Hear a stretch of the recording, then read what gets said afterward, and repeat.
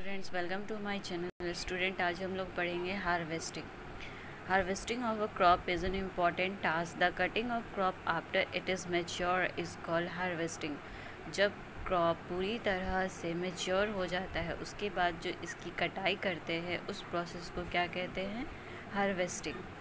In harvesting, crops are pulled out or cut close to the ground. It usually takes 3 to 4 months for a cereal crop to mature. Harvesting process जो होता है उसमें crop को मतलब ज़मीन के नज़दीक से काटते हैं या खींचते हैं या 3 से 4 मंथ लगता है सेरेल क्रॉप को मैच्योर होने में। ठीक है।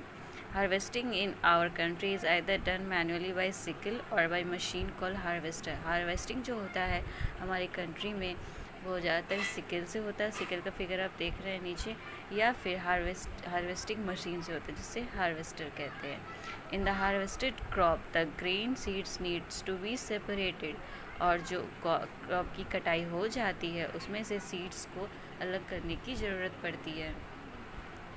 This process is called threshing. और जो हम लोग सीड्स को अलग करते हैं जो कटे हुए क्रॉप से, उस प्रोसेस को क्या कहते हैं? Threshing. This is carried out with the help of a machine called combine which is in fact a harvester as well as thresher. नीचे आप देख सकते हैं कंबाइन का फिगर दिया हुआ है, उसी के हेल्प से हम लोग क्या करते हैं? थ्रेसिंग कहते हैं, जिसे थ्रेसर भी कहते हैं। देखिए अब पहली क्या कह रही है? After harvesting sometimes stubs are left in the field which are burn by farmers. Paheli is word she knows that it cause pollution. It may also catch fire and damage the crops lying in the field. Harvesting के बाद जो कुछ बच जाता है उसे जो कुछ फील्ड में बच जाता है उसे जो क्या करते हैं फार्मर, उसे जला देते हैं। ऐसे जलाने से क्या होता है ना, पॉल्यूशन भी होता है हमारे एनवायरनमेंट में।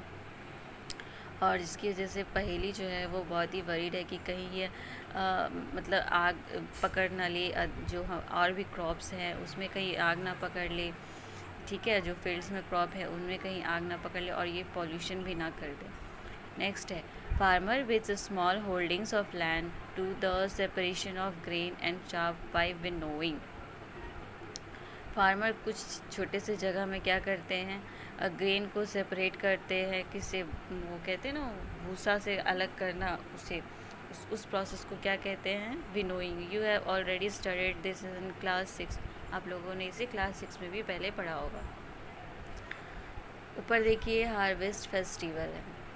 After 3 or 4 months of hard work there comes the day of the harvest। 3 और 4 महीने के बाद हार्वेस्ट का दिन आता है। The site of golden fields of standing crops laden with grain fills the hearts of farmer with joy and a sense of well-being। जब भी हम कोई काम करते हैं उसका फल हमें मिलता है तो हमें बहुत खुशी होती है। उसी तरह से 3-4 के महीने के बाद जब क्रॉप्स निकल आते हैं, पूरा ग्रीनरी दिखाई देता है हर और फील्ड में, और वो मतलब ग्रेन से भरे हुए होते हैं, तो फार्मर के जो हर्ट होते हैं ना पूरी तरह खुशी से भर जाते हैं।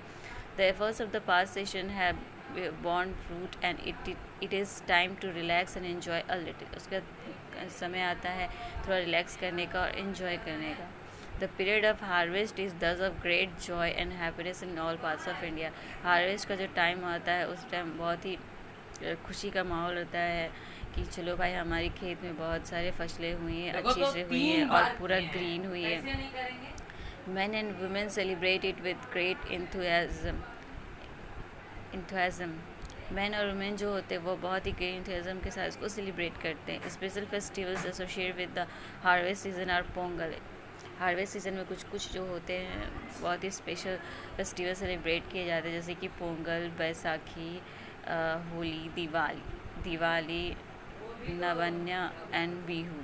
ठीक है, चलिए अब नेक्स्ट पढ़ते हैं storage of produce is an important task. जो हम लोगों ने प्रोड्यूस कर लिया अब उसको स्टोर करना बहुत ही ज़रूरी काम है। If the harvested grains are to be kept for longer time they should be safe from moisture, insect, rats and micro organism. अगर हम जो हार्वेस्टेड ग्रेन्स हैं उन्हें हमें लॉन्ग टाइम तक रखना है तो उन्हें हमें मॉइस्चर भीग जाता है, जिससे ख़राब हो जाते हैं, सड़ जाते हैं, उससे कीड़े मकोड़ों से, चूहों से और माइक्रो ऑर्गेनिज्म से बचा कर रखना पड़ता है। Harvested grains have more moisture. जो हार्वेस्टेड ग्रेन्स होता है उसमें बहुत ज़्यादा मॉइस्चर होता है।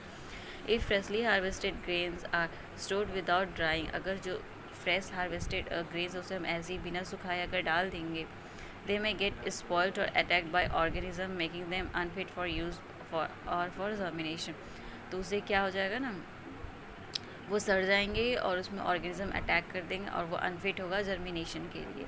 Hence before storing them the grains are properly dried in the sun to reduce the moisture in them.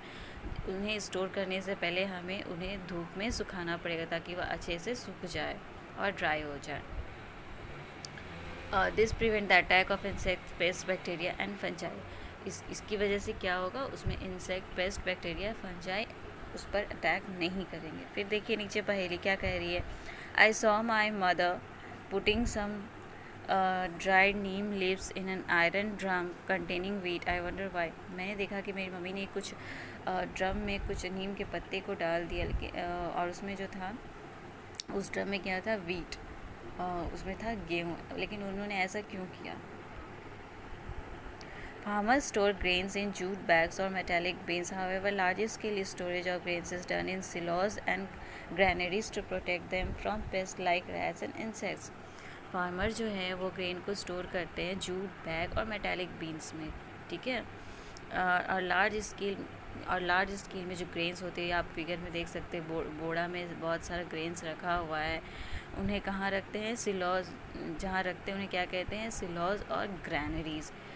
किस लिए यहाँ रखते हैं, क्योंकि वो उन्हें बचा सके, किससे, पेस्ट से एंड रैट से और इंसेक्ट से। Dried neem leaves are used for storing food, grains and home. और पहले की मम्मी जो नीम का पत्ता डाल रही थी कंटेनर में, उसे हम लोग घर में यूज़ कर सकते हैं ताकि जो है हमारा अनाज जो है वो ख़राब ना हो। For storing large quantities of grain in big godowns, specific chemical treatments are required to protect them from pest and micro organism. और हमें लार्ज क्वांटिटी में अगर ग्रेन को रखना हो गोडाउन्स में, तो उसमें हमें कुछ केमिकल्स डालना पड़ता है उनके आसपास, और उन्हें प्रोटेक्ट करने के लिए, किससे, paste and organism. So student, हम लोग food from animals next video में पढ़ेंगे।